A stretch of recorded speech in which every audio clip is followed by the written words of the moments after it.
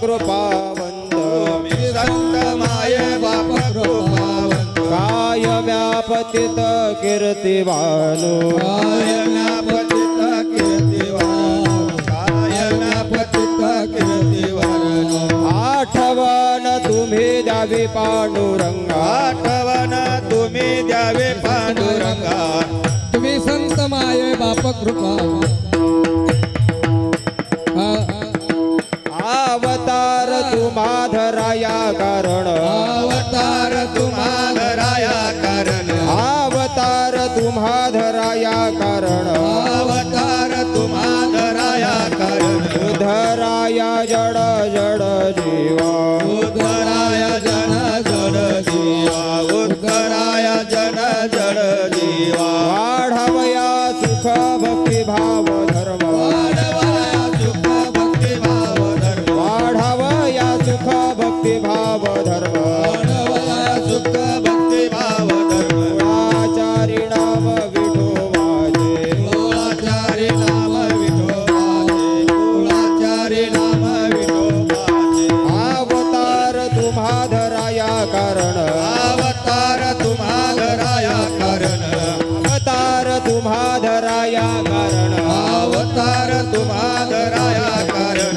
उद्धराया जड जड जीवा उद्धराय जन जड जीवा उद्धराय जन जड जीवा तुक म्हणे गुण चंदनाचे अंगी तुक म्हणे गुण चंदनाचे अंगी तुका म्हणे गुण चंदनाचे अंगी तुका म्हणे गुण चंदनाचे अंगी तुक म्हणे गुण चंदनाचे अंगी तुक म्हणे गुण चंदनाचे अंगी तुका म्हणे गुण चंदनाचे अंगी तुका म्हणे गुण चंदनाचे अंगी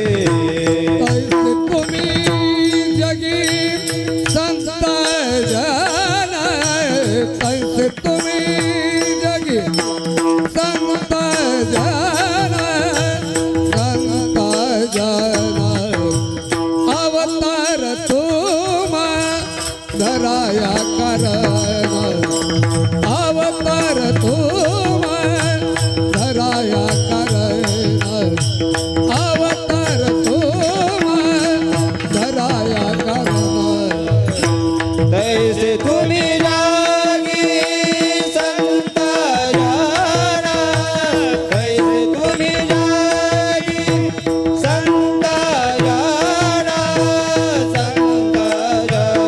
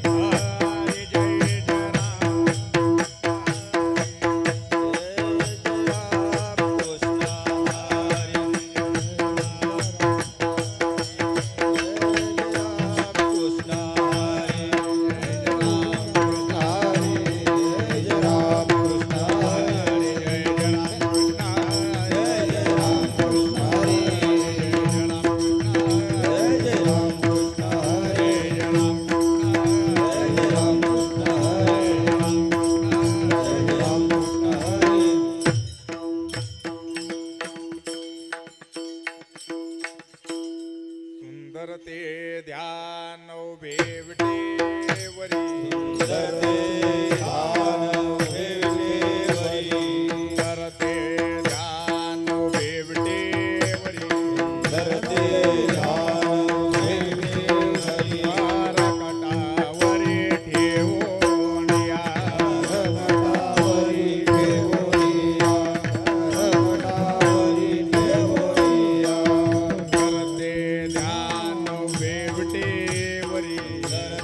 ध्यान उभे विठेवरी करते ध्यान उभे विटेवरी करते ध्यान उभे विठेवरी करकटावरी ठेवूनिया करकटावरी ठेवोनिया करकटावरी ठेवोनिया तुळशी हार गळा कसे पितांबर हार गळा कासे पितांबर तुळशी हार गळा कसे पितांबर तुळशी हार गळा कासे पितांबर आवडे निरंतर हेचे ध्यान आवडे निरंतर हेची ध्यान आवडे निरंतर हेची ध्यान मकर कुंडले तळपते मकर कुंडले तळपती श्रवणे मकर कुंडले तळपते मकर कुंडले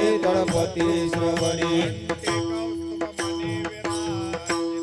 कंठी कौतुभने विराजित कंठी कौतुभने विराजित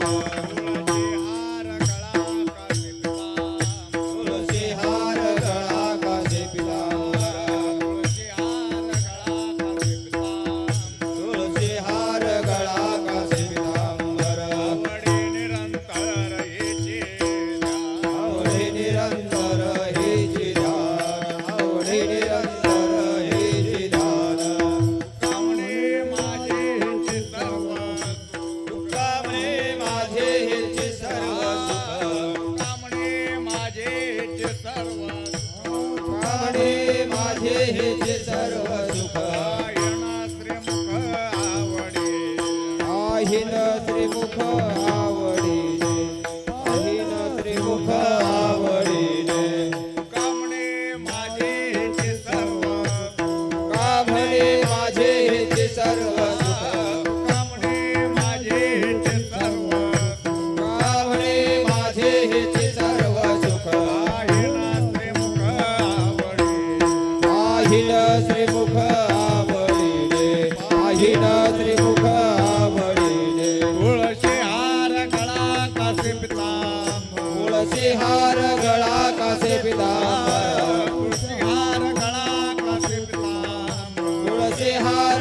गळा कासे पितांबर आवडे निरंतर हेचे ध्यान आवडे निरंतर हेचे ध्यान आवडे निरंतर हेचे ध्यान राम हरी जय राम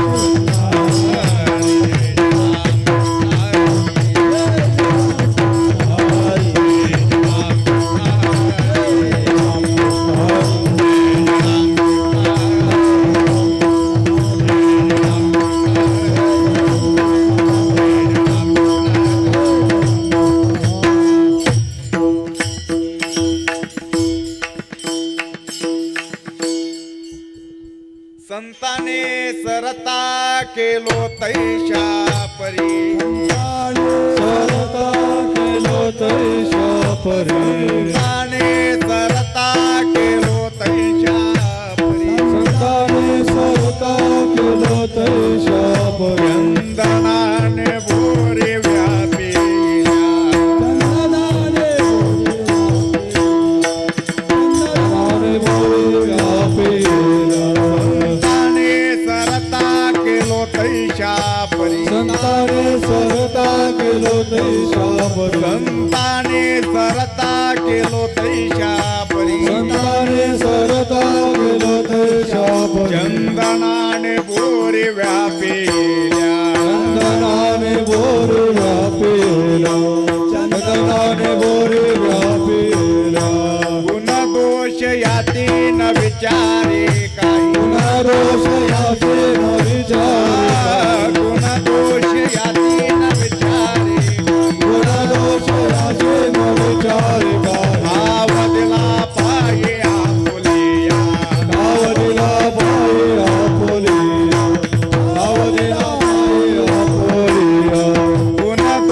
याती न विचारी काही गुण दोष याती न विचारी काही गुण दोष याती न विचारे काही गुण दोष याची न विचारी काही भाव दिला पायी आपुलिया धावनीला पायी आपुलिया धावनीला पायी आपुलिया तुका म्हणे आले समर्थाचे मना रामने आले समर्थाचे मना तुका म्हणे आले समर्थाचे मना रामने आले समर्थाचे मना हरे होय राणा रंग त्याचा हरी होय राणा रंग जाता हरी होय राणा रंग जाता तुका म्हणे आले समर्थाचे मना रामने आले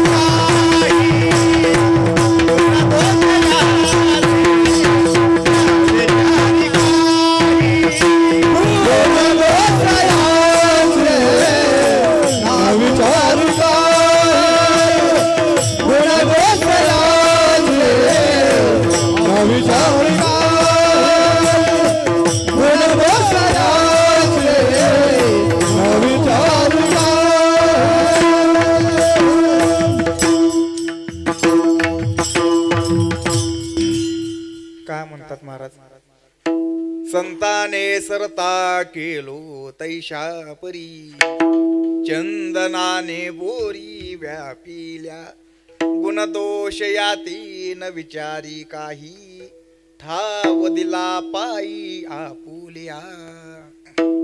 श्रीमद जगद्गुरु तुकोबाराय या अभंगामधून काय तुमच्या आमच्या सामान्य माणसांच्या पुढं या अभंगामधून एक प्रकारची कल्पना तुमच्या आमच्या पुढं ठेवतात म्हणाल तर, ज्या गोष्टीचा आज आपल्याला अनुभव आलेला आहे, जी गोष्ट प्रत्यक्षपणे अनुभवाला आली, त्या अनुभवाचं वर्णन या अभंगामधून या ठिकाणी करतात. काय संताने सरता केलो तैशा परी, चंदनाने बोरी व्यापिल्या. या संतांनी आज मला त्यांच्यासारखं केलं म्हणतात. करतील असं भविष्य काळाचं बोलणं या ठिकाणी वापरलेलं नाही, तर ज्या गोष्टीचा अनुभव आपल्याला आला तो अनुभव या अभंगामधून या ठिकाणी व्यक्त केला. आणि कशाप्रमाणे, तर ज्याप्रमाणे त्या चंदनाच्या झाडाने त्याच्या सभोवताली असणाऱ्या झाडाझुडपांना त्याच्यासारखं सुगंधित करून टाकलं, त्याप्रमाणे या संतांनी मला त्यांच्यासारखं केलं. अनुभव आहे. अजून कुठला अनुभव महाराजांना आज आलेला आहे की माझ्या कोणत्याही गुणदोषाचा पाप पुण्याचा विचार न करता या महात्म्यांनी आज मला त्यांच्या पायाच्या जवळ ठाव दिला म्हणतात. देतील असं भविष्य काळाचं बोलणं या ठिकाणी वापरलेलं नाही, प्रत्यक्षपणे स्वानुभवाचे उद्गार या ठिकाणी आहेत. ज्या गोष्टीचे अनुभव आले ते अनुभव या 2 चरणांमध्ये महाराजांनी सांगितले. आणि त्याच्यानंतर शेवटच्या चरणात या साधू संतांबद्दल आता काहीतरी गौरव केले पाहिजे, म्हणून शेवटच्या चरणात साधू संतांबद्दल गौरव उद्गार काढले. तुका म्हणे आले समर्थाचे म्हणा, तरी होय राणा रंक त्याचा. एखाद्या राजाच्या जर काही मनात आलं तर तो समर्थ असणारा राजा आहे, काही करू शकतो, काहीही करण्याची शक्ती राजाच्या अंगी असते. आता हा झाला एक अभंगाचा आपला थोडक्यात भावार्थ. अभंगामधून तुकोबारायांनी ज्या गोष्टीचा अनुभव आपल्याला आला तो अनुभव या अभंगामधून या ठिकाणी व्यक्त केला. की काय सांगू तुम्हाला, आज या संतांनी मला त्यांच्यासारखं केलं, माझ्या कोणत्याही गुणदोषाचा पाप पुण्याचा विचार न करता. आता अभंगामधील अनुभव जो काही तुकोबारायांनी व्यक्त करायला चालू केलेला आहे, अभंगामधला अनुभव जो काही सांगायला जो काही चालू केलेला आहे, हा अनुभव सांगत असताना तुकोबारायांनी तुम्हा आम्हाला कळण्यासाठी, सामान्य लोकांना आलेल्या अनुभव लक्षात येण्यासाठी म्हणून दृष्टांत देऊन या ठिकाणी सांगितलं. काय चंदनाने बोरी व्यापिल्या, ज्याप्रमाणे त्या चंदनाच्या झाडाने त्याच्या सभोवताली असणाऱ्या झाडाझुडपांना त्याच्यासारखं सुगंधित केलं, त्याप्रमाणे या संतांनी मला त्यांच्यासारखं केलं. आता या ठिकाणी तुकोबारायांनी जो काही चंदनाच्या झाडाचं जे काही उदाहरण घेतलेलं आहे, जो काही दृष्टांत घेतलेला आहे, मग या उदाहरणावरून काय आपल्याला नेमकं पाहायचंय की बोरीसारखी झाडं, बाबळीसारखे झाडं, कडुलिंबासारखे झाडं हे चंदनाच्या झाडाच्या सहवासात जर का आले तर ते सुद्धा झाडं चंदनासारखे सुगंधित होऊन जातात. म्हणजे चंदन त्या बाकीच्या झाडा झुडपांच्या पाप पुण्याचा विचार न करता त्या बाकीच्या झाडांना सुगंधित करतो. आता चंदनाच्या झाडामध्ये जसा हा गुण आपल्याला दिसतो की चंदन गुणदोषाचा विचार न करता सभोवतालच्या झाडांना सुगंधित करतो, याच प्रमाणे साधू संतांच्या नजरेला या जगातल्या अशाच काही गोष्टी आल्या. कल्पना अशी करा, एखादा शेतकरी मनुष्य असावा, मग त्याच्या गोठ्यामध्ये गाई असतील, म्हशी असतील अथवा बैल असतील, त्यांच्याकरता गवत आणण्याकरिता म्हणून एक वेळा घेऊन शेताकडे गवत आणायला गेला. कुठंतरी बांधावर गवत बघून बांधावर गवत कापायला बसला. बघायला गेलं तर त्या बाबाला त्या वेळेला तासून घ्यायचं कवा जन्मात माहित नाही, त्या वेळेला धार लावून घ्यायची कधी माहित नाही. मग त्या वेळ्यावरती गंज चढल्याच्या योगानं, त्याला धार नसल्याच्या योगानं त्या वेळ्याने काही भर काही गवत काही कापणं, म्हणून रागाच्या भरात काय त्या वेळेला 4 शिव्या घालायच्या असतात तेवढ्या घातल्या. एवढ्यावरती काही समाधान झालं नाही, म्हणून रागाच्या भरात हा त्याला वावरामध्ये शेतामध्ये फेकून दिलं. फेकून दिल्याबरोबर ते सुदैवानं जाऊन लागलं एका एवढ्या परिसाच्या तुकड्याला. आता एवढा गंजलेला वेळा साधा शेतात गवत कापायच्या सुद्धा कामाला आला नाही. पण त्या वेळेला त्या परिसाने विचार केला का, अरे हे टाटा कंपनीच्या लोखंडाचा वेळा आहे का आणखीन दुसऱ्या कुठल्या कंपनीचं आहे, हे शुद्ध स्वरूपातलं आहे का अशुद्ध स्वरूपातलं आहे, हे नाही कुठल्या का संबंधाना असना परिसाचा स्पर्श एकदा त्या लोखंडाला झाला रे झाला की काय होतंय. लोखंडाचा विळा परिसीला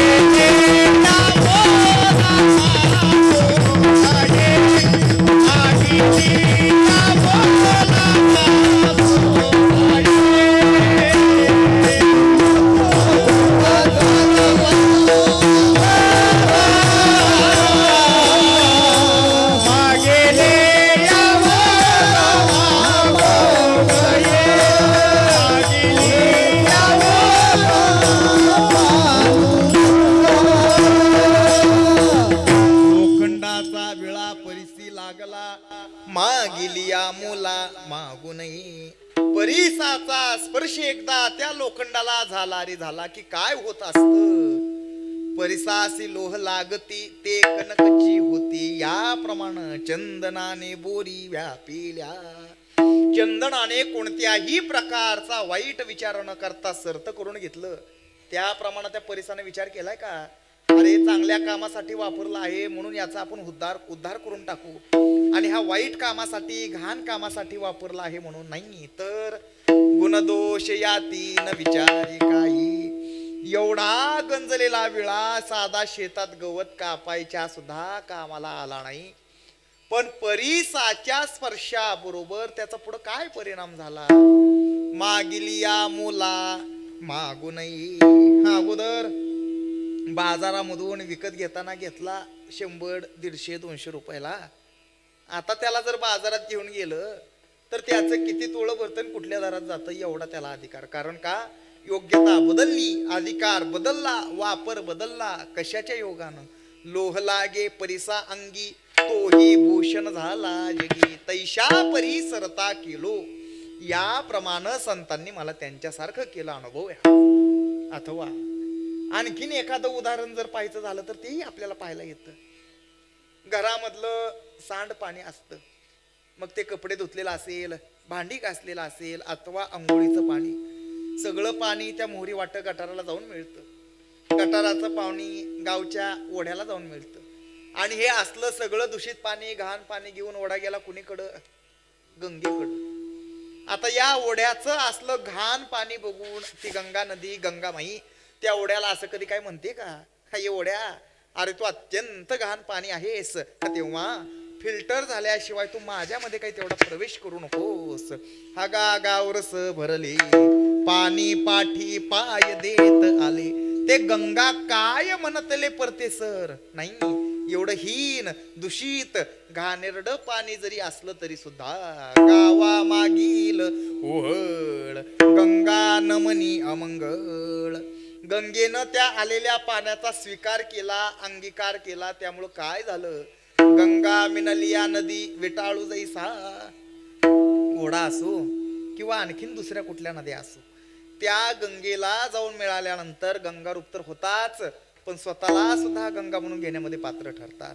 अहो एवढं तुमच्या ओढ्याचं असलं घाण पाणी गंगेमध्ये गेल्यानंतर गंगारूप झालं, पण स्वतःला गंगा म्हणून घेण्यामध्ये पात्र ठरलं. कारण गंगेनं त्याचा स्वीकार केल्यामुळे सरिता ओहळा ओघा गंगे मिळवणी झाल्या गंगा, किंवा गावरस होता तो गंगेसी मिळाला, गंगा जळा वाचून त्याला बोलवणे तैशा परिसरता केलो. याप्रमाणे संतांनी मला त्यांच्यासारखं केलं. चंदनाचं उदाहरण लावून बघा. चंदनाने बोरी व्यापिल्या तैशा परिसरता केलो, आपुल्या महिमाने धातू परीस केले सोने तैशा परिसरता केलो. तुका म्हणे माती केली कस्तुरीने सरती तैशा परिसरता केलो. दृष्टांताची भूमिका फक्त सामान्य लोकांना कळण्यासाठी. आता या ठिकाणी चंदनाच्या झाडाचं जे काही उदाहरण महाराजांनी घेतलेलं आहे, मग या उदाहरणावरून काय नेमकं आपल्याला पाहायचंय की बोरी सारखी झाडं, बाबळी सारखे झाडं, कडुलिंबासारखे झाडं हे चंदनाच्या झाडाच्या सहवासात आल्यानंतर चंदनाप्रमाणे सुगंधित तर होतात, पण त्या बाकीच्या सामान्य झाडाझुडपांना सुद्धा एक वेगळाच अधिकार प्राप्त होतो असं नाथ महाराज म्हणतात. केवळ पाहे पा जडमुडे चंदना सबवती झाडे, ती सुगंध होनी लाकडे मोल गाडे पावली, ती अचेतन काष्टे सर्वथा चढती देव ब्राह्मणांचे माथा, त्यांचा पांगू पडे श्रीमंता राजे तत्वता वंदिती. सामान्य झाड झुडप पण त्या चंदनाच्या सहवासात आल्यानंतर चंदनाप्रमाणे सुगंधित झाली, पण त्याचा काय परिणाम झाला? चोरट्यांनी काय करावं? रात्रीचं चंदनाच्या झाडाची तस्करी करायची म्हणून रात्रीचं जंगलामध्ये जावं, चंदनाचं झाड समजून त्या बाबळीला चंदन म्हणून तोडावं आणि बाजारामध्ये त्या बाबळीला चंदन म्हणून विकावं. इतका अधिकार कशामुळं? चंदनानं सुगंधित केल्यामुळं. एवढंच नाही तर अधिकार नसताना, योग्यता नसताना, पात्रता नसताना ते कडुलिंबाचं झाड चंदनाच्या सहवासात येऊन सुगंधित तर झालंच, पण भगवंताच्या कपाळावर बसण्याचा मान त्यानं पटकवला. भटजीनं काय करावं? चंदनाच्या झाडाचं खोड समजून त्या कडुलिंबाच्या झाडाचं खोड घ्यावं, चंदन म्हणून ते कडुलिंबाचंच खोड चंदन म्हणून उघडावं आणि भगवंताला चंदनाचा टिळा लावायचा, चंदनाचा गंध लावायचा म्हणून त्या कडुलिंबाचाच गंध भगवंताच्या कपाळावर लावावा. इतका अधिकार कशामुळं? चंदनानं सुगंधित केल्यामुळं. त्या चंदनानं हीन दर्जीची असणारी हिवरासारखी झाडं, बाबळी सारखी झाडं, कडुलिंबासारखी झाडं यांना सुगंधित करून टाकलं. कारण तसा तो नियमच आहे, वेदलिया धन्य जाती. एक सामान्य व्यवहार. एखादा श्रीमंत माणूस गरीब माणसाकडं, निर्धन माणसाकडं अत्यंत हीनत्वानं पाहत असतो. ह्यातल्या का तुझ्या घरावर तुझी कौलं घालायची तुझी लायकी नाही, मी बघ कशी अगदी एअर कंडिशनची मस्त बिल्डिंग बांधली. असा त्या चंदनाच्या झाडाचा स्वभाव आहे का? सामान्य झाडं झुडपं असले तरी सुद्धा सर्वांगी सुवास परितो उगला न राई म्हणून गप्प बसतोय का? नाही तर काय करतो? सभोवती तरुवर चंदन करीतचे जाय. सभोवतालचं सगळं परिसर सुगंधित करण्याचं सामर्थ्य चंदनाच्या झाडात आहे. चंदन त्या बाकीच्या झाडाझुडपांना असं कधी काही म्हणत नसतो की तुम्ही माझ्याकडून एक 4 महिन्याचा नाहीतर 6 महिन्याचा कोर्स करा मग मी तुम्हाला माझ्यासारखं सुगंधित करतो. नाही, चंदनाच्या जवळ मूळचाच सुगंध असल्यामुळे त्याला हे काम करत असताना अधिक कष्ट घ्यावे लागत असतात असं अजिबात नाही. अहो चंदन तो चंदनपणे सहज गुणे संपन्न. चंदनाला निसर्गतः मिळालेल्या गुणांमुळे तो जसा संपन्न आहे. आता असं तर आपण काही म्हणू शकत नाहीत की त्या चंदनाच्या फांदीतच सुगंध असतो, त्या चंदनाच्या पालातच सुगंध असतो, त्या चंदनाच्या बुडातच सुगंध असतो. सर्वांगी सुवास अगदी चंदनाचे हात पायी चंदन. असो पाहायचंय काय आपल्याला या ठिकाणी की ज्याप्रमाणे त्या चंदनाने सगळ्या झाडांना सुगंधित करून टाकलं, परिसाने देखील आलेल्या लोखंडाला सगळं जिकडं तिकडं सुवर्ण रूप करून टाकलं. कारण का? कारण त्यांचा तो तसा स्वभावच आहे. आणि दंड काय ठरलेला आहे? एका जनार्दनी जैसा ज्याचा गुण तैसे ते लक्षण बद्ध कत्यासी. ज्याचा जसा स्वभाव असतो त्याप्रमाणेच त्यांचं कार्य असतं. चंदनाच्या जवळ मूळचा त्याच्याकडे सुगंध आहेच, पण त्या झाडाचं काम काय? सभोवती तरुवर चंदन करीतची जा. या न्यायाप्रमाणे साधू संतांना या जगात दुसरं काम करायचं कुठलं शिल्लक राहिलेलं असूच शकत नाही. देखे प्राप्तार्थ झाले जे निष्कामता पावले, तया ही कर्तव्यासे उरले लोका लागी. कारण साधू संतांचा अवतार हा एवढ्यासाठीच होत असतो. ब्रह्ममूर्ती संता, ब्रह्ममूर्ती संता, जगी अवतार दे, जगी अवतार दे. ब्रह्ममूर्ती संता, ब्रह्ममूर्ती संता, जागी अवतार रे, जागी अवतार रे.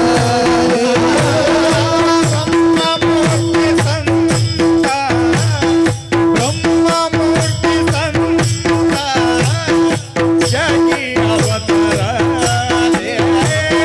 जगी अवतार दे. उद्धराया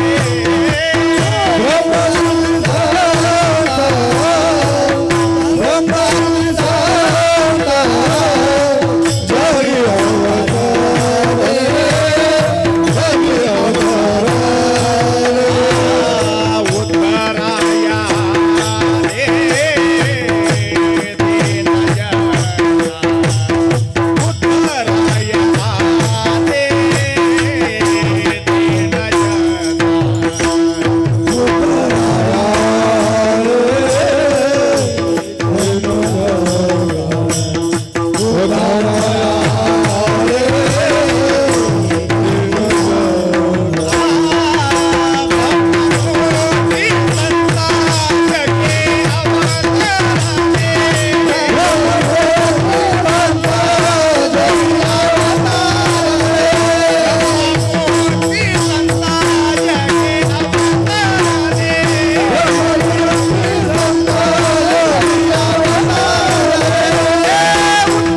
जना, उद्धराया रे दीन जना.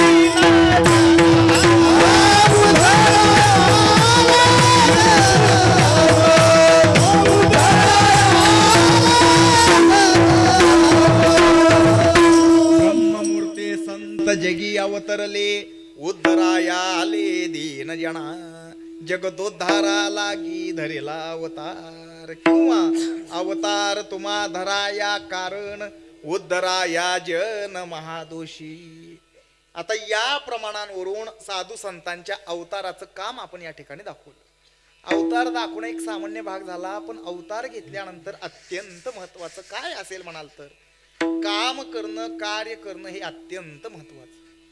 साधू संत हे अवताराला आल्यानंतर काय करतात तर दीन, पापी, महापातकी, दोषी, दुर्बळ, दुबळी अशांचा उद्धार करतात, त्यांच्यावरती कृपा करतात. कारण तसा तो दंडकच आहे. येथे उपकारासाठी अवताराला आल्यानंतर जगाचं कल्याण करणं हा साधू संतांचा असणारा स्वभाव गुण. आता असं तर आपण काही म्हणू शकत नाहीत की साधू संत ठराविक देशाकरता कार्य करतात, ठराविक राज्याकरता कार्य करतात, ठराविक तालुक्याकरता कार्य करतात. जगाच्या जगाचं कल्याण झालं पाहिजे, जगाचा उद्धार करणं हा संतांचा अवताराला येण्या पाठीमागचा उद्देश. जगाचं कल्याण करणं हा संतांचा असणारा मूळ स्वभाव. पण आता परिस्थिती कशी आताच्या काळातली, तो मोठा का मी मोठा, तो श्रीमंत का मी श्रीमंत, परमार्थ राहिला सगळा बाजूला. माणसं संसारामध्ये प्रपंचामध्ये रमायला लागली. आणि या मृत्यू लोकामधलं असं दृश्य जेव्हा त्या वैकुंठात असणाऱ्या संतांनी, महात्म्यांनी पाहिलं, तेव्हा त्या साधू संतांना सुद्धा असं वाटलं, अरे हे असेच जर दिवस चालत राहिले तर कोणाचाच उद्धार होणार नाही, कोणीच या भवसागरामधून तरुण जाणार नाही. संसार रूपी डोहामध्ये हे अशी माणसं बुडालेले पाहिल्याबरोबर शेवटी त्या साधू संतांच्याच अंतकरणात एक प्रकारचा कळवळा उत्पन्न झाला. बुडता हे जन न देखवे डोळा, येतो कळवळा म्हणून जड जीवासी उद्धार करावयासी निर्धार. मग ते कुणी का असना, स्त्रिया शूद्र अथवा बाळे, कृपा कल्लोळे एकची. या न्यायाप्रमाणे सगळ्यांचा उद्धार करायचा, पण गुणदोष याती न विचारी काही. त्याप्रमाणे त्या चंदनाचं काम. त्या चंदनानं विचार केला का, अरे तू बोरीचं झाड आहेस का बाबळीचं झाड आहेस का कोडोलिंबाचं झाड आहेस, कसले जरी झाड झुडपं असले तरी सुद्धा चंदनाने बोरी व्यापिल्या. चंदनाचं उदाहरण घेतलं आणि त्याच्यासोबत बोरीचा दृष्टांत तुकोबारायांनी या ठिकाणी घेतला. आता तुकोबारायांना या चंदनाच्या झाडासोबत दृष्टांतामध्ये एखादं झाड जर का पाहिजे होतं तर आंब्याचं झाड नव्हतं का, चिंचेचं, वड, पिंपळ, एवढे एका झडीत एक सगळे सुंदर झाड झुडप असताना सुद्धा बोरीचाच दृष्टांत का. आता बोरीचं झाड तुकोबारायांच्या नजरेला नेमकं दिसलं तरी कसं, तर रजोगुणी माणसांचं वर्णन करत असताना, तमोगुणी माणसांचं वर्णन करत असताना, सत्वगुणी माणसांचं वर्णन करत असताना हे जे झाड आहे ते कशामध्ये नेमकं मोडतं, म्हणून या झाडाचा दृष्टांत. चंदनाने बोरी व्यापिल्या. बोरीचं झाड सर्वांच्या पाहण्यातलं आहे, खाण्यातलं आहे. चिक्कू जसा अंतर्बाह्य भरगसतो, त्याला जसं पीक असतं, एक चिक्कू खाल्ला की पोट भरतं, तृप्तता तरी होते. मग तुमचं मोसंबी असेल, संत्री असतील, सफरचंद असतील, ही फळं कशी आहेत, अंतर्बाह्य रसाळ, खाल्ल्याचं जरा समाधान तरी वाटतं. पण बोरीचं फळ कसं आहे हो, बोर तुम्ही पोट भरण्याकरता, तृप्तता होण्याकरिता म्हणून एकच बोर खाल्लं तर पोट भरतंय. बरं जाऊन तोडावं म्हटलं तर इतर झाडाची फळी जशी आपल्याला सहज तोडायला येत असतात तसे तोडायला तरी येतं का.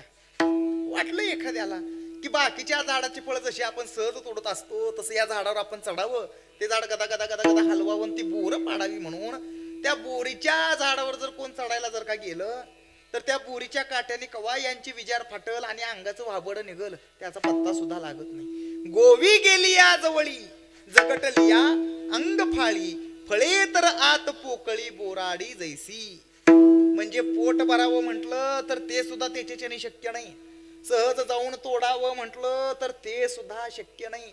म्हणजे अवगुणांनी भरलेलं, एवढं असं अवगुणांनी भरलेलं, एवढं उपद्रवी जार बोडीचं असलं जरी असलं, आलं त्या चंदनाच्या सहवासात, पण त्या चंदनानं काय करून टाकलं, चंदनाने बोरी व्यापिल्या.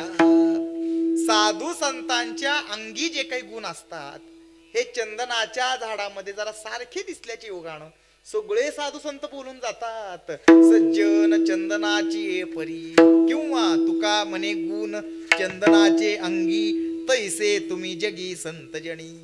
साधू संतांच्या अंगी जे काही गुण आहेत हे चंदनाच्या झाडामध्ये दिसल्यामुळं या साधू संतांचं श्रेष्ठत्व दाखवण्यासाठी आमच्या तुकोबारायांनी या चंदनाचा दृष्टांत घेतला खरा, पण योग्यतेचा आहे का.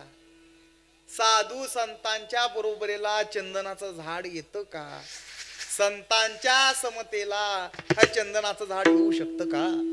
साधू संतांच्या अधिकारापर्यंत या जगातला कुठलाच दृष्टांत येऊ शकत नाही, हा एक त्या पाठीमागचा सिद्धांत आहे. दृष्टांताची भूमिका ही फक्त कळण्यासाठी असते, दृष्टांत म्हणजे सिद्धांत नव्हे. कल्पना करा, आंब्याच्या दिवसात एखादा मित्र दुसऱ्या मित्राला आंबे खायला घरी बोलवतो, मग सहज गप्पा मारता मारता आंबे खाता खाता मित्र म्हणतो काय बाबा अरे आंबे कसे आहेत, हा सुद्धा लगेच सांगतो अरे आंबे अगदी साखरेसारखे गोड आहेत, गुळासारखे गोड आहेत. म्हणजे त्या आंब्याला जर आपण साखरेची जर का उपमा जर का दिली, मग चहा करताना कॉफी करताना साखरेच्या ऐवजी आंब्याचा रस चहात ओतला तर गोड लागल.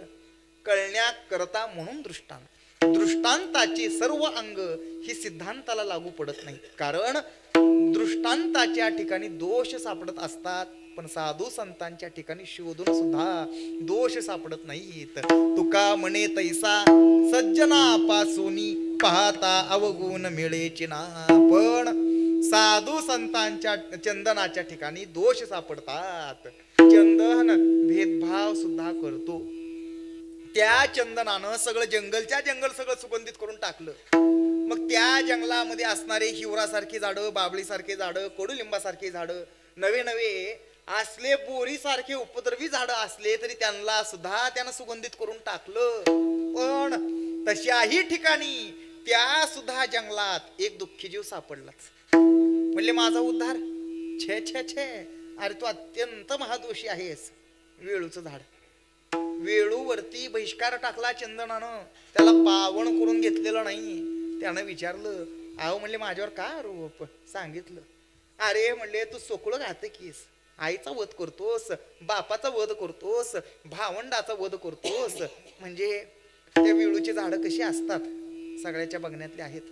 त्या विळूची बेटा असतात आणि सोसाट्याचा वारा जर का सुटला तर त्या बेटांचं एकमेकांचं घर्षण होतं आणि त्या घर्षणामधून अग्नी प्रदीप्त होतो. आणि एकदा का अग्नी प्रदीप्त झाला की सगळं बेटचे बेट सगळे जाळून राख करून टाकतात. बरं एकट्याला जाळायचंय, एकट्याला थंडी वाजायला लागली तर बस ना का शेकत, असं कुठं आलंय? नाही, सगळं जंगलच्या जंगल राख करून टाकतो. त्या जंगलामध्ये असणारी चंदनाची झाडं सुद्धा जाळून टाकतो. हा आला आरोप त्याच्यावरती. म्हणून चंदनानं त्याला दोषी ठरवलं, त्याला पावन करून घेतलं नाही. दुःखी जीव बसलं रडत. पण साधू संत मात्र हे असे या चंदनासारखे कठोर निष्ठुर हृदयाचे नसतात. संतांच्या ठिकाणी दया असते. दया संता भांडवल. दया हे संतांचं भांडवल आहे, नाही का? भूतांची दया हे भांडवल संता. आतापर्यंत जे काही आता आपण बोललो हे बोल. आता हिथून पुढे जे काही आता आपल्याला बोलायचं, हिथून पुढे जे काही वाट आपल्याला चालायची, फक्त डोळ्याच्या पुढे एक कल्पना ठेवायची, पुढची वाट चालायला लागेल. आता कल्पना अशी करा की तुकोबा रायांसारखे महात्मे, ज्ञानोबा रायांसारखे महात्मे पंढरपूरच्या वाटेने निघाले असतील. आता तुकोबा रायांसारखे महात्मे, ज्ञानोबा रायांसारखे महात्मे हा त्यावेळेला पंढरपूरच्या वाटेने निघाल्यानंतर त्यावेळी काही हातामध्ये काही ट्रान्झिस्टर घेऊन निघाले असतील का? करमणूक म्हणून निवडणुकीचा निकाल ऐकत अथवा क्रिकेटचा मॅचचा काय स्कोर झाला ऐकत नाही. मुखी नाम हाती मोक्ष. ताबडतोब ज्याच्या नामस्मरणानं आपला उद्धार होणार आहे अशा त्या भगवंताचं नाम घेत रामकृष्ण गीते गात टाळ चिपुड्या वाजत भगवंताचं नाम घेत त्या पंढरपूरच्या वाटेनं निघाले. आणि ही पंढरपूरला जाण्याची जी काही वाट होती नेमकी त्याच जंगलामधून होती. मग आता त्या जंगलामधून जात असताना सगळी झाडं ही अगदी आनंदामध्ये हसतायत, खेळतायत. आपली जात बदलली. बाबळीचं झाड लागलं विचार करायला, अरे म्हणले 500 रुपयाला गुत्तीची गुत्ती बाबळ झाडच्या झाड. पण त्या चंदनानं मला त्याच्यासारखं सुगंधित केल्यामुळं 1000 रुपये 2000 रुपये भाव मला मिळायला लागलाय. हा पूर्व अवस्थेमध्ये 500 रुपयाला गुत्तीची गुत्ती बाबळ झाडच्या झाड. मग त्याचं 10 खंडी वजन भरो अथवा काय त्याचं वजन भरायचं ते भरो. पण त्या चंदनानं मला त्याच्यासारखं सुगंधित केल्यामुळं ही चुरटी मला रात्रीच तोडतात आणि बाजारात 2000 आणि 3000 रुपये नेऊन मला विकतात. इतका अधिकार मला प्राप्त झाला. म्हणून आनंदानं लागलो उड्या मारायला. सगळी झाड ही अगदी आनंदामध्ये हसतायत, खेळतायत. पण वेळू मात्र अश्रू डोळ्या वाटे काढू लागला. सर्वांची जात बदलली आहे पण आपणच मात्र पूर्व अवस्थेमध्ये राहिलो. दुःखी जीव रडत बसलेला आहे. साधू संतांचं अंतकरण कसं असतं? पाण्याचा पाठ जर का वाहू लागला तर खड्डा भरल्याशिवाय ते पाणी पुढे जाऊ शकत नाही. या न्यायाप्रमाणे दुःखी जीव पाहिल्याबरोबर साधू संतांचा विचार बदलतो. अरे हा दुःखी जीव आहे, या दुःखी जीवाला समाधानत्व प्राप्त करून दिल्याशिवाय त्यांचा पाऊल पुढे उचलणं शक्य नाही. विचारलं, अरे या जंगलामधली सगळी झाड ही अगदी आनंदात हसतायत, खेळतायत, तूच असा दुःखी का? परिहार दिला. म्हणले महाराज अहो काय सांगू, या जंगलामध्ये चंदन नावाचं एक झाड आहे. अवघ्या वृक्षाला त्यानं त्याच्यासारखं सुगंधित करून टाकलंय पण माझा काही त्यानं तेवढा उद्धार केला नाही. चंदनाच्या धृती वेदिल्या वनीच्या वनस्पती परी तो वेळू न वेदे चित्ती. अंतकरण द्रवलं महात्म्यांचं. हे असे दुःखी जीव पाहिल्याबरोबर अंतकरण द्रवलं. म्हणले घाबरू नकोस, आम्ही तुझा उद्धार करतो. पुनीत केले विष्णुदासी संगे आपुलिया दोषी कोण पाहे तयाकडे वीर विठ्ठलाचे गाढे. घाबरू नकोस, मी तुझा उद्धार करतो. आता बघावं म्हटली ह्या झाडाची ठेवण जरा आहे तरी कशी. मग त्याच्यात काही लहान लहान वेळू होते, काही मोठी वेळ होते, काही त्याच्यापेक्षा मोठी वेळ होती. वेळू पाहून विचार करायला लागले, अरे एवढा उपयुक्त तू असताना त्या चंदनानं तुझ्या बहिष्कार टाकलाय. मग त्याच्यामधले बारके बारके जे काही वेळू होते ते हातात घेतलं, जरा चापसलं, विचार केला, अरे किती तुझा उपयोग होत असताना त्या चंदनानं तुझ्या बहिष्कार घालावा. मग महाराजांनी काय केलं, त्यातले जे काही बारके बारके वेळू होते ते आपले एक हातामध्ये घेतलं, त्याच्यामध्ये एक फडकं अडकवलं की लगेच त्याची पताकाच करून टाकली. जे त्याच्यापेक्षा मोठे होते ते आमच्या दिंडीच्या पुढं झेंडे, आणि त्याच्याही पेक्षा जे काही मोठे असतात ते गुढी पाडव्याच्या दिवशी आम्ही आमच्या घरावरती गुढी उभा करतो. अरे एवढा तुझा उपयोग होत असताना ते चंदनानं तुझ्या बहिष्कार टाकला. महाराजांनी त्याची पताका तयार केली, खांद्यावर घेतली, पंढरपूरला निघाले. उंच पताकाचे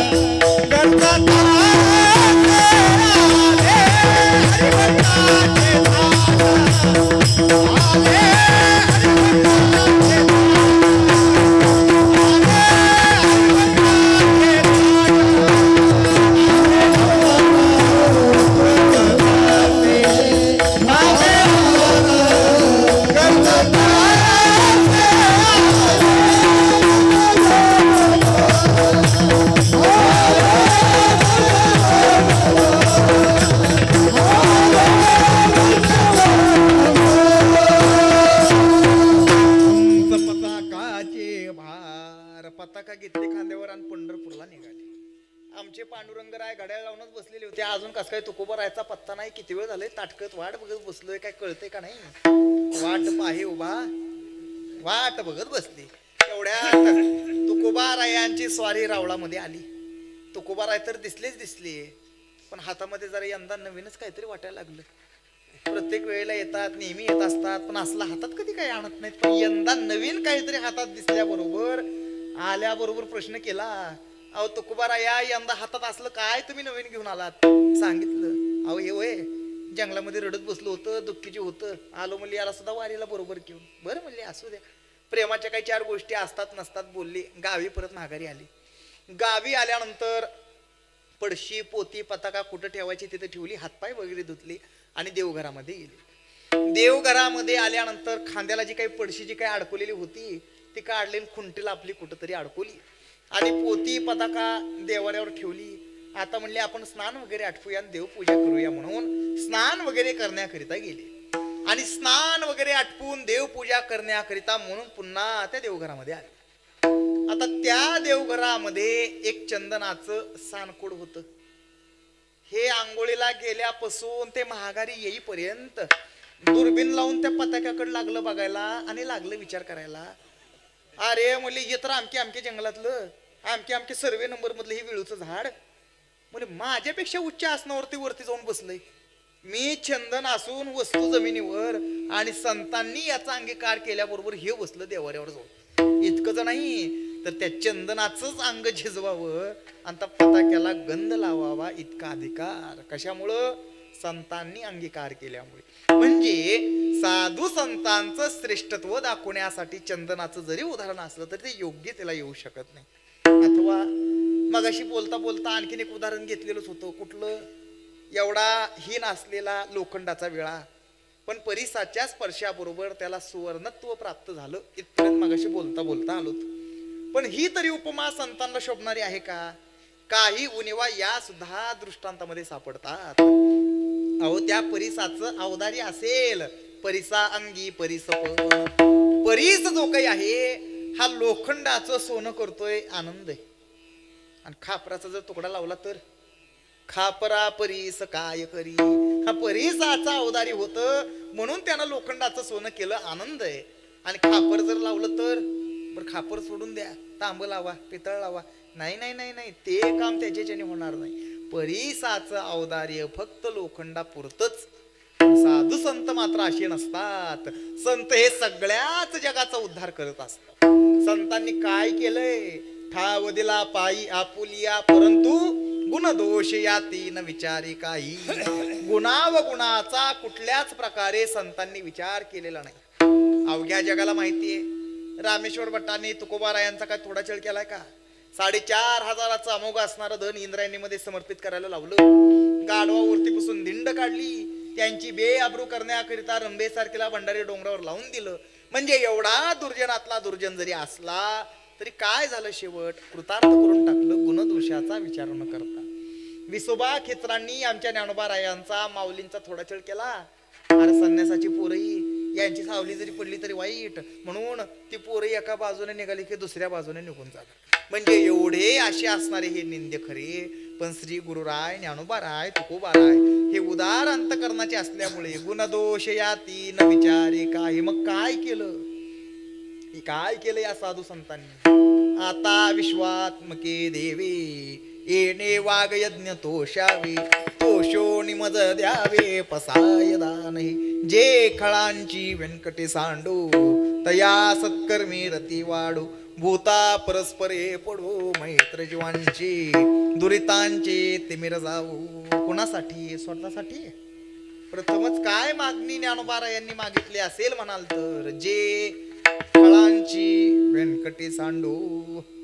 खळ कुणाला म्हणावं? कणिक शिजवावी, कागदाला लावावी आणि भिंतीला पोस्टर चिटकवावं. त्याला सुद्धा पहिल्या काळात खळच म्हणायची. पण या खळाचा विचार नाही बरं का या ठिकाणी केलेला.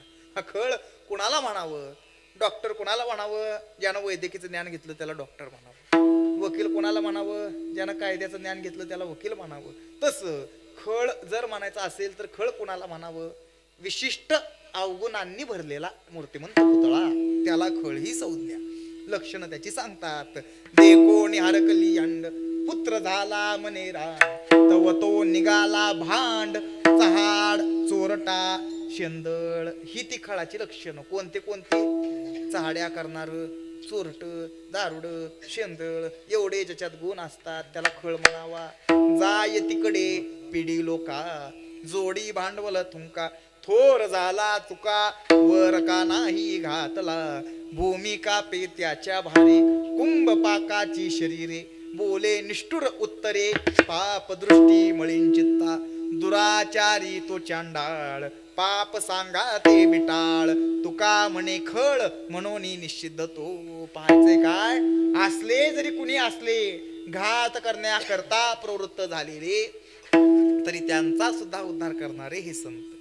चांगल्याचा तर उद्धार करतीलच करतील यात काही नवल नाही, पण विरोधक जरी कुणी असले वाईटावर जरी कोण टपलेला असलं तरी त्याचं सुद्धा हित करणारे हे साधू संत. गुणदोष याती न विचारी काय केलं या संतांनी. हा या महात्म्यांनी आज मला त्यांच्यासारखं केलं. कसं गुणदोषाचा पाप पुण्याचा जरी हे साधू संत विचार करत बसले असते तर त्यांचंच काम झालं नसतं. म्हणून प्रथम जीवाला सर्त करायचं, प्रथम आपल्या पायाच्या जवळ ठाव द्यायचा आणि मग इतर गोष्टीचा विचार करायचा. दृष्टांत सांगितला म्हणजे जरा लक्षात येईल. आहे सगळे खेडेगावची मंडळी आहात, गावाच्या बाहेर आपल्या जमिनी असतात. पावसाळ्यामध्ये जनावर माळावर चरायला जात असतात. आता त्या जनावरांचा माळावर चरायला जायचा जो काही मार्ग असतो तो गावच्या पांद्यामधून तो मार्ग असतो.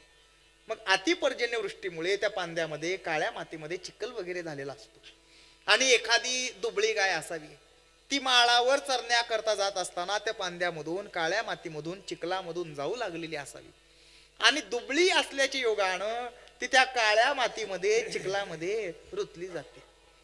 वरती येण्यासाठी तिनं कुठून जरी पाय उचलण्याचा प्रयत्न केला तरी शक्ती अपुरी पडते आणि ती पुन्हा अधिक आत जास्त खेचली जाते.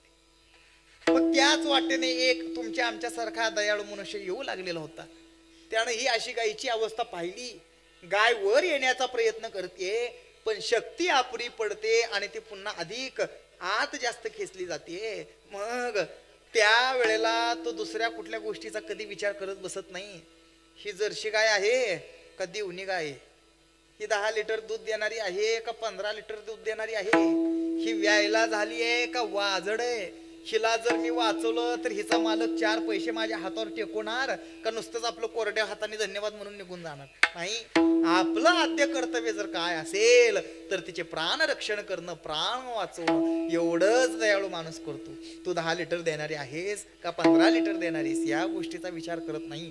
तू व्यायला झालीस का वाजड आहे या सुद्धा गोष्टीचा विचार करत बसत नाही. या न्यायाप्रमाणे प्रथम जीवाला सर्त करायचं, प्रथम आपल्या पायाच्या जवळ ठाव द्यायचा आणि मग नंतर इतर गोष्टीचा विचार करायचा. स्वानुभव महाराज या ठिकाणी सांगतात, संताने सरता केलो तैशा परी चंदनाने बोरी व्यापिल्या गुणदोष याती न विचारी काही ठाव दिला पायी आपुल्या.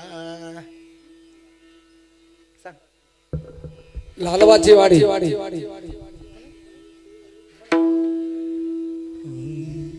संतन सरता केलं तैसा पारी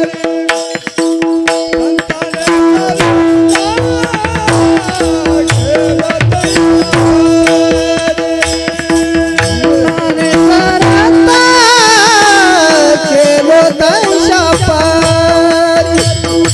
संतान सरिता केलो तैसा पारी संतन सरता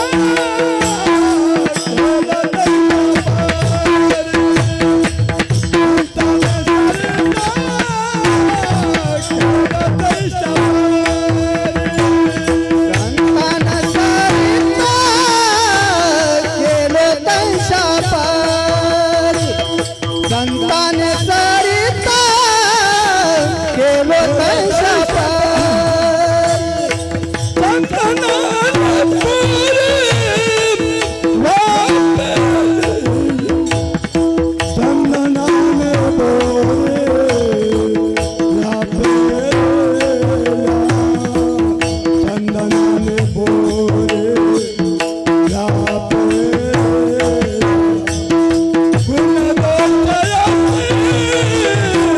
Namaste.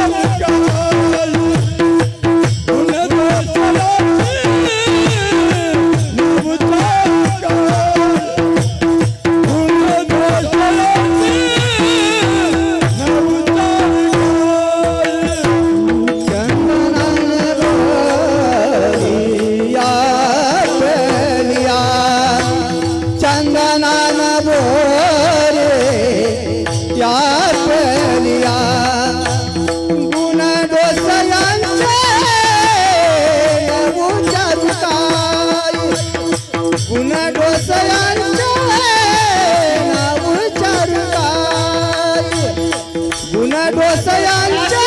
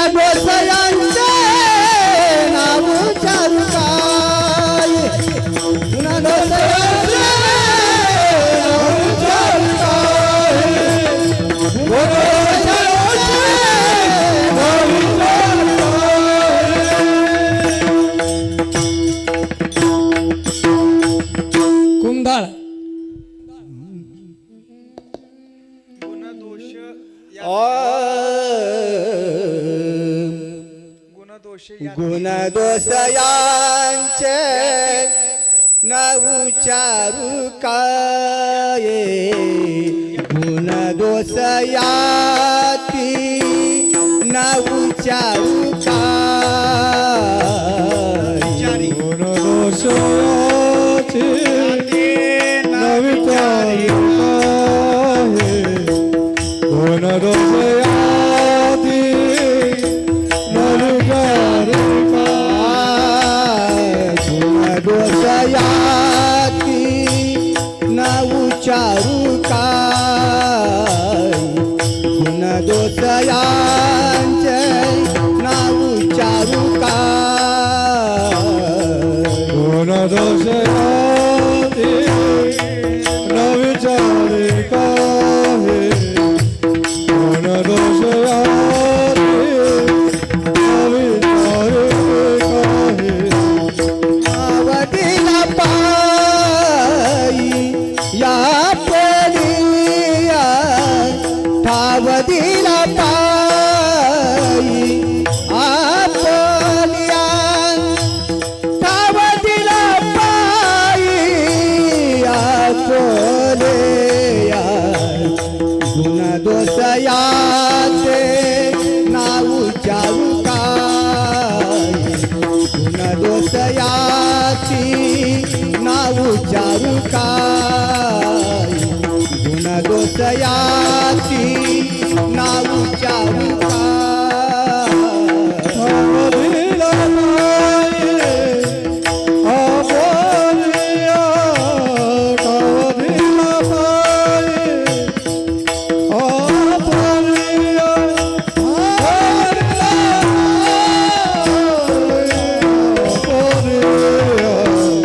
गुण दोषयाती न विचारू काय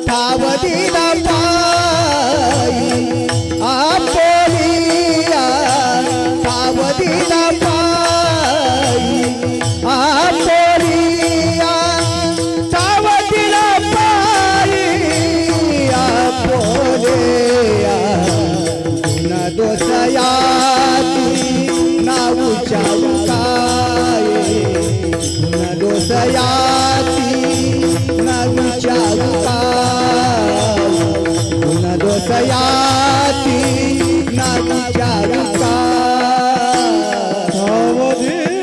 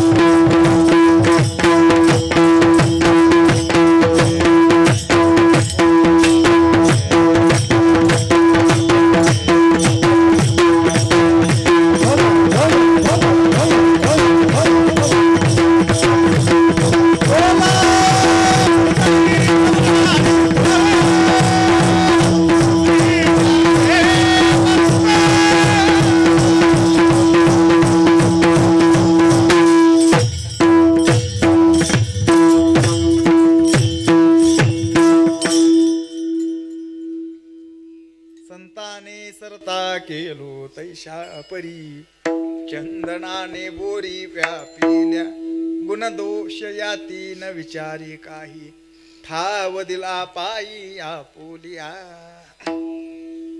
कसे कीर्तनामध्ये सगळ्याला काम असतात बरं का.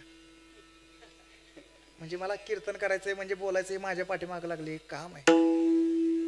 पकवाज वाजवणाऱ्याला पकवाज वाजवायची ते त्यांच्या पाठीमागं लागणारं काम आहे.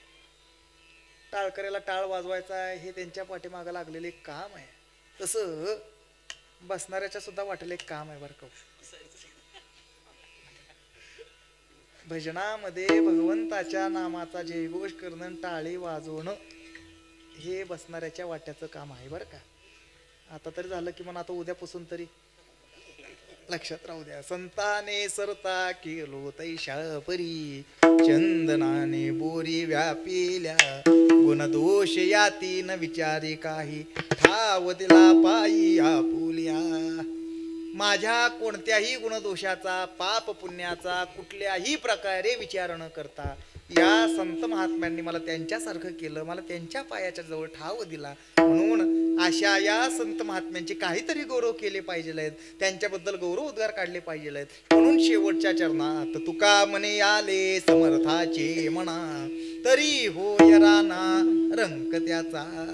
समर्थाच्याच जर काही मनात आलं तर तो समर्थ काही करतो, काही करण्याची शक्ती समर्थाच्या अंगी असते. वास्तविक या ठिकाणी दृष्टांत जरी महाराजांनी घेतलेला असला तरी त्याचा अर्थ जरा वेगळा बरं का.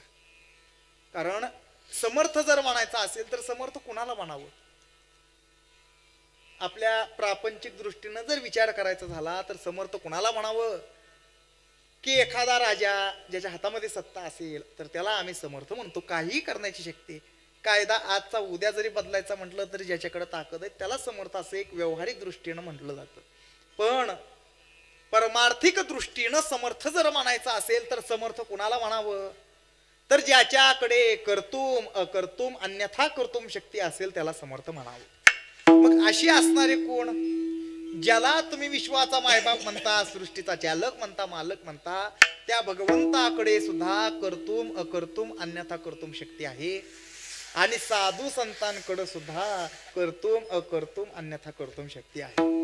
भगवंताला सुद्धा काही ठिकाणी समर्थ म्हटलेला आहे. ऐसा तू समर्थ ब्रह्मांडाचा धनी. आणि साधू संतांना सुद्धा समर्थ म्हटलेला आहे. म्हणून समर्थ जे जे करी ते हो नये चराचरी तुम्ही संत या परी. म्हणजे संतांना सुद्धा समर्थ म्हटलं.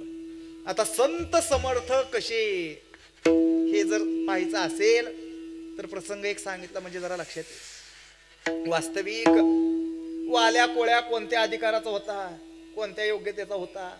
हाना मारा चोऱ्या करणारा. पण नारदांसारख्या समर्थाच्या मनामध्ये आल्यानंतर हा नारदांनी विचार केला का याच्या हातून किती अपराध झाले, वाल्या कोळ्यानं किती पाप केलं. जग सांगतं, काय सांगतं? 7 रांजण भरलं होतं असं काहीतरी म्हणतं. पण साधू संतांनी त्याच्याबद्दलचा रिपोर्ट आमच्या पुढे काय ठेवलाय? ब्रह्महत्या राशी पातके अपार. त्याला संख्या सांगितली आहे का? अपार शब्द या ठिकाणी येतोय. ज्याचा पार लागत नाही त्याला अपार म्हणतात. जी संख्या सांगता येत नाही तिला असंख्य म्हणतात. जिचं गणित होऊ शकत नाही तिला अगणित म्हणतात. प्रस्तुत शब्द या ठिकाणचा काय आहे? ब्रह्महत्या राशी पातके अपार. असला जरी असला मनाला आलं. नारदांसारख्या समर्थाच्या मनामध्ये आल्यानंतर नारदांनी काय केलं? शहाणा केला, विद्वान केला, पाप सगळं त्याचं घालून टाकलं. आता शहाणा केला तर किती शहाणा केला त्याचं माप जर सांगायचं झालं तर कसं सांगावं? कोळियाची कीर्ती वाढली गहन केले रामायण. बघून केलंय का? अयोध्येमध्ये रामाने असंच वागलं पाहिजे, तसंच केलं पाहिजे, अगोदर लिखाण करून ठेवलं. आणि काही वर्षानंतर प्रभू रामचंद्र अवताराला आले.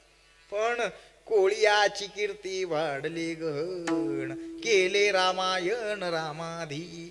नारदांसारख्या समर्थानं कृपा केल्यानंतर वाल्या कोळ्याचा वाल्मिक हा या अधिकारापर्यंत जाऊन पोचला की भगवंताला सुद्धा त्याच्या लेखणीच्या बाहेर 1 इंच सुद्धा जाता आलं नाही. प्रसंग कदाचित तुम्हाला माहिती असेल. राम रावण युद्ध. लक्ष्मणाच्या हातून इंद्रजित वध झाला. तेव्हा इंद्रजिताची पत्नी सुलोचना ही सती जाण्यासाठी म्हणून निघाली. आणि त्यावेळेला कळालं काय की सुलोचना ही नागकन्या आहे, शेषकन्या आहे. आणि लक्ष्मण शेषाचा अवतार. आता आपल्या हातून जावयाचा वध झाला आणि आपल्याच मुलीला वैधव्य प्राप्त करून देण्यास आपणच कारणीभूत ठरलो म्हणून दुःखी झाला. लक्ष्मण. आता लक्ष्मण दुःखी झालेला पाहून प्रभू रामचंद्रांना मोठा आनंद झाला असेल का नाही? त्यानं माझ्यासाठी राज्याचा त्याग केला, 14 वर्ष माझ्याकरिता वनवास भोगला.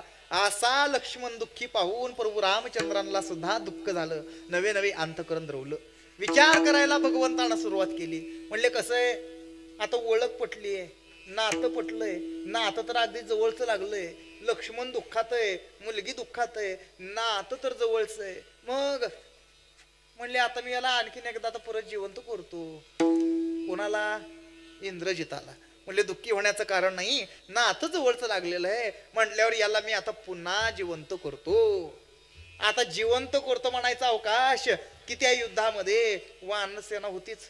जिवंत करतो म्हटल्याबरोबर ते युद्धामधली असणारी ती माकडं लागली सगळी एकमेकामध्ये किलबिल किलबिल किलबिल करायला. म्हणजे याला काय जातं जिवंत करायचं.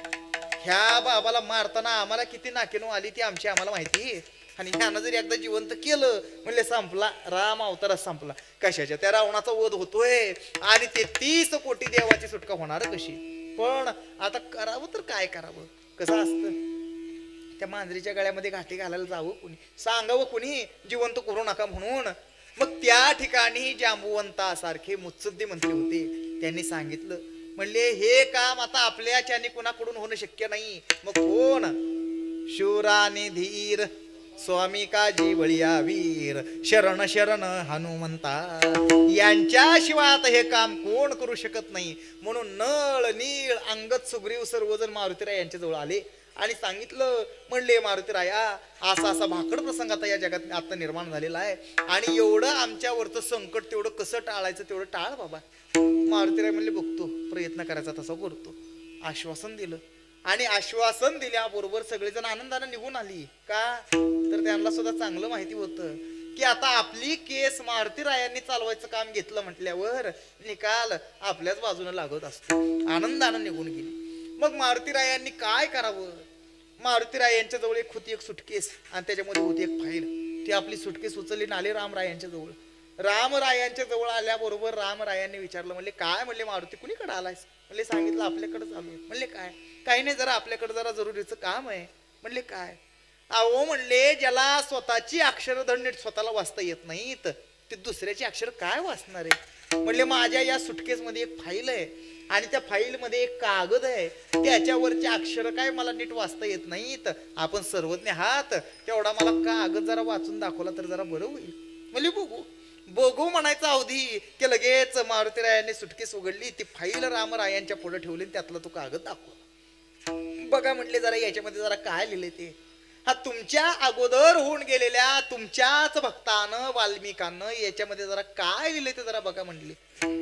लक्ष्मणाने इंद्रजित वध केला एवढंच त्याने याच्यामध्ये लिहिलंय का मेलेल्या इंद्रजिताला पुन्हा रामचंद्रांनी जिवंत केलंय असं काय लिहिलंय का बघा. बघितल्या बरोबर म्हणाले अरे असं गणित होय. मग माझ्या त्या भक्ताच्या वचनात मी अंतर पडू देणार नाही. बोलिला वाल्मिक तैसे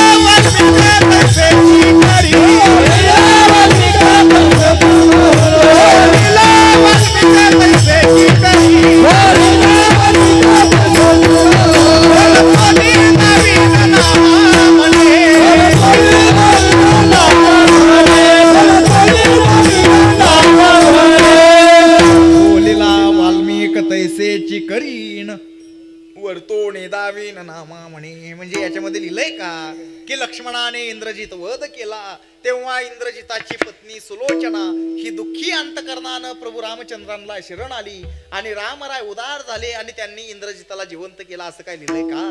म्हणजे मला या ठिकाणी काय सांगायचंय की नारदांसारख्या समर्थांनी कृपा केल्यानंतर वाल्या कोळ्याचा वाल्मिक या अधिकारापर्यंत जाऊन पोचला की भगवंताला सुद्धा त्याच्या लेखणीच्या बाहेर एक इंच सुद्धा जाता आलं नाही. म्हणजे देव जरी समर्थ असले तरी या भगवंतावरती सत्ता असणारे हे संत किती समर्थ आहेत. तुम्ही अच्युतात्मे निज निर्धारी म्हणून देव तुमचा आज्ञाधारी, तुम्ही म्हणाल त्या ते उद्धरी एरवी हाती न धरी अनाथा म्हणून तुका म्हणे आले समर्थाशी म्हणा तरी होय राहणार अंक त्याचा. जाता जाता एक आता एक दृष्टांत देतून त्याच्यावर थांबतो, जास्त काही वेळ येत नाही. राजेसाहेब होते, शिकार करायला निघाले जंगलात. असतील 10-5 घोडेस्वार वगैरे बरोबर असतील.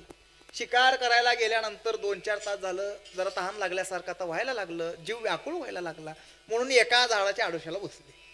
तेवढ्यात समोर एक कुणाचं तरी झोपडं नजरेला पडलं. सेवकाला आदेश दिला, अरे जा समोर कोणाचं तर झोपडं दिसतंय, त्या ठिकाणावरून आपल्याला जरा प्यायला पाणी घेऊन ये. 4 दसमे आपण बरोबर घेऊन आलेलोच आहोत, लागलीच जेवण करून मोकळू. लगेच राजेसाहेबाचा आदेश घेऊन सेवक त्या ठिकाणी गेला आणि सांगितलं, म्हणले आमच्या नगरीचे राजेसाहेब आलेले आहेत आणि त्यांना म्हणले जरा प्यायला पाणी पाहिजे. मग त्या ठिकाणी असणारी 16-18 वर्षाची कन्या हातामध्ये पाण्याचा तांब्या घेऊन आली.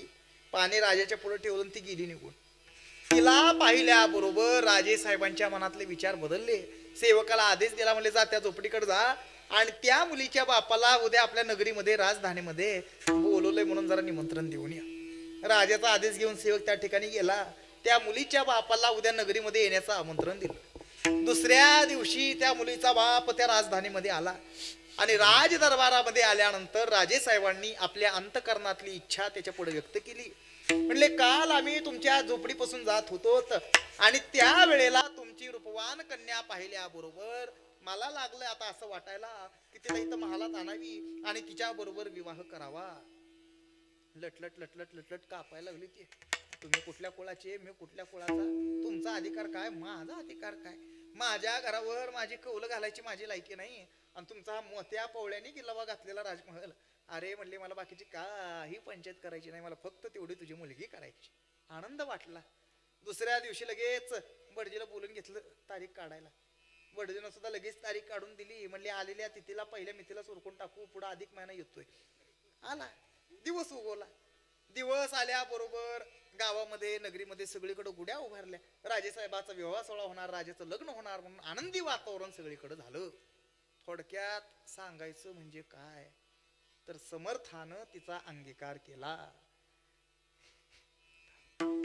दुर्बळाची कन्या समर्थाने केली, दुर्बळाची कन्या समर्थाने केली, दुर्बळाची कन्या समर्थाने केली, दुर्बळाची कन्या समर्थाने केली. अवदशाने माने तारे ताचे,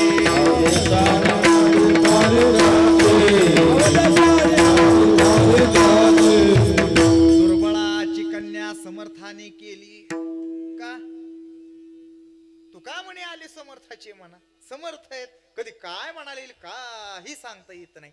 समर्थाच्या जर मनात आलं तर दुर्बळाचा सुद्धा पांग फिटतो. लग्नाच्या अगोदर ही मुलगी लोकांची रानं खुरपायला जायची म्हणून आता विचारलं. आता काय जगाच्या वेगळं झालंय, लग्न तर झालंय. अगोदर अलीकडच्या गावामधून यावं लागत होतं, आता लग्न झालं म्हणल्यावर जरा पलीकडच्या गावामधून यावं लागेल. मग लग्नाच्या अगोदर 200 रुपये हजेरी देत होतो, आता लग्न झालंय जरा लांबून यावं लागणार म्हणून 200च्या ऐवजी 400 देऊ. चालणार आहे? अहो राजाची कांता काय भीक मागी. योग्यता बदलली, अधिकार बदलला. कशामुळं? तुका म्हणे आले समर्थाचे म्हणा तरी होय राहणार अंक त्याचा. समर्थाच्या जर मनात आलं तर काहीही करण्याची शक्ती समर्थाच्या अंगी असते. म्हणून अशा समर्थ असणाऱ्या संतांच्या जर महात्म्यांच्या काही मनात आलं तर हे समर्थ असणारे साधू संत काही करतात. काहीही करण्याची शक्ती साधू संतांच्या अंगी आहे. म्हणून अशा समर्थ असणाऱ्या संत महात्म्यांच्या आज मनात आल्याबरोबर या समर्थ असणाऱ्या संत महात्म्यांनी आज काय केलं? संताने सरता केलो तैशा परी, चंदनानी बोरी व्यापिल्या, गुणदोष याती न विचारी काही, ठाव दिला पायी आपुल्या. तुका म्हणे आले समर्थाचे म्हणा तरी होय राहणार रंग त्याचा, गुणदोष याती न विचारी काही, ठाव दिला पायी आपुल्या. हा चौनी परगा तुका म्हणे आले समर्थाचे म्हणा, तुका म्हणे आले